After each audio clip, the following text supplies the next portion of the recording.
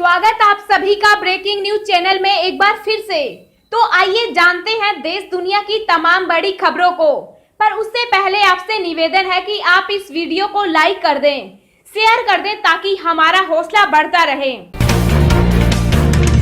देश में कोरोना संक्रमित मरीजों का आंकड़ा 1,36,253 के पार। अब तक 3,897 की मौत। जी आपको बता दें कि देश और दुनिया में कोरोना के केस लगातार बढ़ते ही जा रहे हैं। ताजा आंकड़ों के मुताबिक देश में अब तक 1,36,253 संक्रमण के मामले सामने आ चुके हैं और एक्टिव केस 74,918 हैं, जिसमें से अभी तक 3,897 लोग अपनी जान गंवा चुके। वहीं इसके बीच अच्छी खबर ये है कि अब तक 55,764 संक्रमित मरीज ठीक भी हो चुके। दुनिया भर में कोरोना वायरस की वजह से कुल 3,43,843 लोगों की जान जा चुकी है, जबकि वायरस से संक्रमित लोगों की संख्या 52,97,876 हो गई है। इनमें एक्टिव केस 28,91,344 हैं और खुशी की बात यह है कि अब तक 21,34,217 लोग ठीक हो चुके हैं। दिल्ली हाईकोर्ट ने मकान मालिकों को दी बड़ी राहत। लॉकडाउन के चलते किराए में कोई छूट नहीं। जी हां, आपको बता दें कि हाईकोर्ट ने किराएदार की याचिका खारिज कर दी। हालांकि हाईकोर्ट ने किराएदार को इतनी राहत जरूर दी है कि वह किराए के भुगतान में 1-2 महीने का विलंब कर ले। दिल्ली हाईकोर्ट में मकान मालिक और किराएदार का कई साल पुराना विवाद चल रहा था, जिसमें किराएदार ने लॉकडाउन के दौरान किराए में छूट की मांग की थी। इससे पहले सुप्रीम कोर्ट भी मकान मालिकों को राहत दे चुका है। लॉकडाउन के दौरान अदालतें बंद होने के कारण, काम न होने पर, कमाई ठप होने की वजह से लॉकडाउन के आधार पर अपने चेंबर और ऑफिस के किराए में छूट दिए जाने की मांग वाली सुप्रीम कोर्ट बार एसोसिएशन और सुप्रीम कोर्ट एडवोकेट और रिकॉर्ड बार एसोसिएशन की याचिका को खारिज कर चुका है। सुप्रीम कोर्ट ने कहा कि ऐसे बहुत मकान मालिक हैं जो किराए पर ही गुजारा करते हैं। केंद्र सरकार ने one nation one ration card को लेकर फिर किया ये बड़ा ऐलान। जी आपको बता दें कि केंद्र सरकार ने one nation one ration card को लेकर एक बड़ा ऐलान किया है। एक राष्ट्र एक राशन कार्ड योजना की ताजा स्थिति पर उपभोक्ता खाद्य एवं सार्वजनिक वितरण मंत्री रामविलास पासवान ने कहा कि देश भर के नागरिक अपने हिस्से का राशन देश के किसी भी राशन की दुकान से ले सकें। इसके लिए देश में one nation one ration card की सुविधा लागू की जा रही है। यह योजना अब तक आंध्र प्रदेश, गोवा, गुजरात, हरियाणा, झारखंड, कर्नाटक, केरल, मध्य प्रदेश, महाराष्ट्र, राजस्थान, तेलंगाना, त्रिपुरा, बिहार, उत्तर प्रदेश, पंजाब, हिमाचल प्रदेश और दमन दीव सहित 17 राज्यों में लागू हो चुकी है। जून 2020 तक ओडिशा, नागालैंड और मिजोरम राज्यों के जुड़ जाने से देश के कुल 20 राज्यों में यह योजना लागू हो जाएगी। पासवान ने कहा कि 1 अगस्त 2020 को उत्तराखंड, सिक्किम और मणिपुर सहित 3 और राज्य इस योजना से जुड़ जाएंगे। बता दें कि पासवान ने कोविड-19 को लेकर NFSA, प्रधानमंत्री गरीब कल्याण अन्न योजना, आत्मनिर्भर भारत पैकेज और one nation one ration card की प्रगति की समीक्षा की और इन सभी योजनाओं को सुचारू रूप से चलाने पर चर्चा की। पूरे देश में 31 मार्च 2021 तक यह योजना लागू हो जाएगी। सभी राज्यों और केंद्र शासित प्रदेशों के खाद्य मंत्रियों और खाद्य सचिवों के साथ वीडियो कॉन्फ्रेंस में चर्चा के दौरान केंद्रीय मंत्री ने कहा कि इसके लिए जरूरी कदम उठाए जाएं। अब तक देश में 2,600 स्पेशल ट्रेन चलाई गई व 35 लाख प्रवासी मजदूरों को गृह राज्य पहुंचाया गया। जी आपको बता दें कि लॉकडाउन के बाद देश भर में फंसे लाखों लोगों को घर पहुंचाने के लिए केंद्र सरकार ने श्रमिक स्पेशल ट्रेन चलाने का फैसला किया है। देश के गृह मंत्रालय ने कहा है कि अब तक देश में 2600 स्पेशल ट्रेन चलाई गई है और इसके माध्यम से 35 लाख प्रवासी मजदूरों को उनके गृह राज्य पहुंचाया गया है। इसके साथ ही गृह मंत्रालय ने कहा कि केंद्र शासित प्रदेशों में भोजन की कमी व आवश्यक वस्तुओं की कमी के बारे में अफवाह फैलाने वालों को पकड़ने के लिए जांच की जाएगी। रेलवे बोर्ड के अध्यक्ष विनोद कुमार यादव ने कहा कि यदि हमें किसी भी राज्य सरकार को आवश्यकता होती है तो हम राज्य के भीतर ट्रेनें चलाने के लिए भी तैयार हैं। इसके साथ ही उन्होंने कहा कि अगले 10 दिनों के लगभग 2600 ट्रेनें निर्धारित की गई है।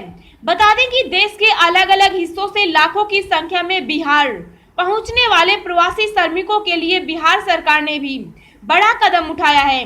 दूसरे राज्यों से पैदल या ट्रेनों के जरिए बिहार पहुंचने वाले लोग अब अपने गृह जिले तक मुफ्त में पहुंचेंगे।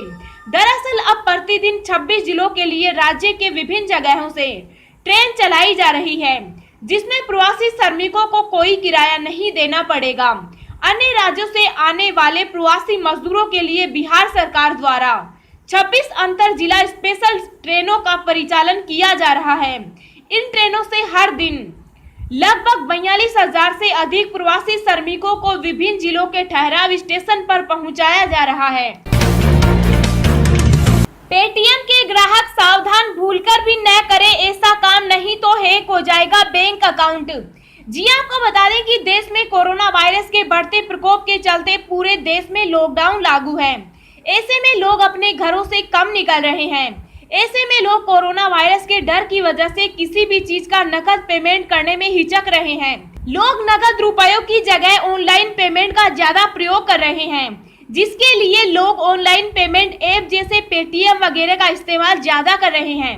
ऐसे में साइबर क्राइम के चांसेस भी ज्यादा बढ़ गए हैं, इसलिए ऐसे भी सभी को सचेत रहने की काफी जरूरत है। ऐसे में पेटीएम की ओर से लोगों को सलाह दी गई है कि किसी भी प्रकार के झांसे में न आए और पैसा दोगुना करने जैसी बातों पर ध्यान न दें। लोगों को साइबर क्राइम से सचेत करते हुए पेटीएम के संस्थापक विजय शेखर शर्मा ने एक ट्वीट किया। इस ट्वीट में उन्होंने लोगों को ऑनलाइन ठगी का शिकार होने से बचने को कहते हुए यूजरों को एक नए तरीके के ऑनलाइन फ्रॉड के बारे में बताया। इस पोस्ट में पेटीएम यूजरों को पैसा दोगुना करने का वादा करके ठगा जा रहा है। ऐसे ये पहली बार नहीं है जब पेटीएम के नाम पर ठगी का मामला सामने आया हो या पेटीएम ने पहली बार लोगों को आगाह किया हो। इससे पहले भी पेटीएम की ओर से लोगों को आगाह किया जा चुका है। प्रवासी मजदूरों के लिए आपदा प्रबंधन का बड़ा फैसला, क्वारंटाइन में रखने के लिए बनाई जाएंगी 2 कैटेगरी। जी आपको बता दें कि बिहार में प्रवासी मजदूरों के आने का सिलसिला लगातार जारी है। हाल ही में जितने भी कोरोना संक्रमित मिल रहे हैं उनमें सबसे अधिक प्रवासी मजदूर हैं। ऐसे में कोरोना संक्रमण के चेन को तोड़ने के लिए आपदा प्रबंधन के प्रधान सचिव ने महत्वपूर्ण निर्णय लिया है। उन्होंने कोरोना के बढ़ते असर को रोकने के लिए कुछ खास निर्देश भी दिए हैं। आपदा विभाग के प्रधान सचिव ने जिला अधिकारी और एसपी को लिखा है और निर्देशों को सख्ती से लागू करने को भी कहा है। उन्होंने कोरोना के बढ़ते संक्रमण के कारण आपदा प्रबंधन विभाग ने प्रवासी मजदूरों को क्वारंटाइन सेंटर में रखने के लिए 2 कैटेगरी बनाई है। कैटेगरी ए में सूरत, मुंबई, अहमदाबाद, पुणे, दिल्ली, गाजियाबाद, फरीदाबाद, गुरुग्राम, नोएडा, कोलकाता और बेंगलुरु से आने वालों को रखा गया है। वहीं कैटेगरी बी में देश के दूसरे शहरों से आने वालों को रखा गया है। आपको बता दें कि बिहार में बड़ी संख्या में 3 मई के बाद से प्रवासी और मजदूर आ रहे हैं। HDFC बैंक ने लॉकडाउन में ग्राहकों को दिया बड़ा तोहफा, इतनी सस्ती हुई आपके लोन की EMI। जी आपको बता दें कि देश के बड़े प्राइवेट बैंक HDFC बैंक ने अपने ग्राहकों को इस लॉकडाउन में राहत देते हुए ब्याज दरें घटा दी है। बैंक ने बेस रेट 0.55% से घटाकर 8.10% कर दिया है। इस फैसले के बाद बेस रेट पर आधारित सभी लोन की EMI 0.55% तक घट जाएगी। आपको बता दें कि 1 जुलाई 2010 लेकिन 1 अप्रैल 2016 के पहले के बाद लिए गए सभी होम लोन बेस रेट पर आधारित हैं। इस मामलों में बैंकों को यह आजादी है कि वे कॉस्ट ऑफ फंड्स की गणना औसत फंड कॉस्ट के हिसाब से करें या MCLR के हिसाब से करें। हर महीने आप जो किस्त चुकाते हैं उसमें ब्याज के साथ मूलधन भी होता है।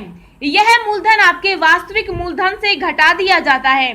वास्तव में हर महीने आपके ब्याज की रकम कम और मूलधन की रकम बढ़ती जाती है। अधिकतर बैंक मंथली रिड्यूसिंग बैलेंस आधारित अप्रोच अपनाते हैं। चीन की कोविड-19 वैक्सीन का दिखा जोरदार असर, विशेषज्ञों ने माना सुरक्षित। 100 लोगों पर ट्रायल पूरा, जाने क्या आया रिजल्ट। जी आपको बता दें कि अमेरिकी दवा निर्माता कंपनी मॉडर्ना द्वारा तैयार की गई वैक्सीन के फेज 1 ट्रायल के सफल होने के बाद चीन से भी अच्छी खबर आई है। विशेषज्ञों ने कहा कि चीन में विकसित की गई वैक्सीन सुरक्षित है और यह लोगों को कोरोना वायरस से बचाने में कारगर साबित हो सकती है। न्यूयॉर्क टाइम्स के मुताबिक शुरुआती ट्रायल में वैक्सीन के एक ही डोज से लोगों का इम्यून सिस्टम मजबूत हुआ है। ट्रायल के दौरान सामने आई नतीजों में पता चला है कि वैक्सीन के डोज से लोगों का इम्यून सिस्टम तो मजबूत हुआ, लेकिन एंटीबॉडी का स्तर उतना नहीं था जिससे वायरस को पूरी तरह से खत्म किया जा सके। वैज्ञानिकों ने पाया कि वैक्सीन की वजह से टी सेल 2 हफ्तों में मजबूत हुए, जो कोरोना संक्रमण से बचा सकते हैं। वहीं इम्यूनिटी को बढ़ाने शरीर में बनने वाली एंटीबॉडी वैक्सीन देने के 28 दिन बाद तैयार हुए। वैक्सीन का ट्रायल 18 से 60 की उम्र के 108 लोगों पर किया गया है। चीन की कोरोना वायरस वैक्सीन AD5 का 108 पर इंसानी ट्रायल अब पूरा हो गया है। ट्रायल पूरा होने के बाद विशेषज्ञों ने कहा कि इस वैक्सीन ने इंसान के अंदर रोग प्रतिरोधक क्षमता को सुरक्षित तरीके से बढ़ाया, लेकिन यह कोविड-19 वायरस को पूरी तरह से खत्म नहीं कर सकी। उन्होंने कहा कि मरीजों के अंदर एंटीबॉडी पैदा होना एक अच्छा संकेत है। विशेषज्ञों ने कहा कि परीक्षण से यह बात साबित हुआ कि यह चीनी वैक्सीन संक्रमण से बचा सकती है, लेकिन निश्चित रूप से कहना अभी जल्दबाजी होगी। चीन की इस वैक्सीन को कैसिनो ने बनाया है। इस साल की शुरुआत में इस वैक्सीन का परीक्षण शुरू किया गया था। इस कंपनी ने ब्रिटेन के ऑक्सफोर्ड यूनिवर्सिटी और अमेरिका के मॉडर्ना के परीक्षण से काफी पहले ही अपना परीक्षण शुरू कर दिया था। वैक्सीन के कुछ साइड इफेक्ट भी देखे गए। मरीजों के अंदर मांसपेशियों में दर्द और बुखार देखा गया, लेकिन 28 दिनों के अंदर ये लक्षण कम हो गए। अब हम आपको अगले 24 घंटों के संभावित मौसम पूर्वानुमान के बारे में बता रहे हैं। अगले 24 घंटों के दौरान राजस्थान के कई हिस्सों में लू का प्रकोप जारी रहने की संभावना है। दिल्ली, हरियाणा, दक्षिण पश्चिम उत्तर प्रदेश, गुजरात और तमिलनाडु के कुछ हिस्सों में प्रचंड गर्मी की आशंका है। तेलंगाना, आंध्र प्रदेश, विदर्भ, मराठवाड़, उत्तरी मध्य महाराष्ट्र और मध्य प्रदेश के कई हिस्सों में लू जारी रहेगी। उप हिमालय, पश्चिम बंगाल, सिक्किम, असम, अरुणाचल प्रदेश, मेघालय, नागालैंड, केरल और तटीय कर्नाटक में गरज के साथ बौछारें जारी रहेंगी। जम्मू कश्मीर, मुजफ्फराबाद, गिलगित बाल्टिस्तान और हिमाचल प्रदेश में छिटपुट बारिश संभव है। उत्तराखंड और पंजाब में 1-2 स्थानों पर गर्जना के साथ बौछारें गिर सकती है।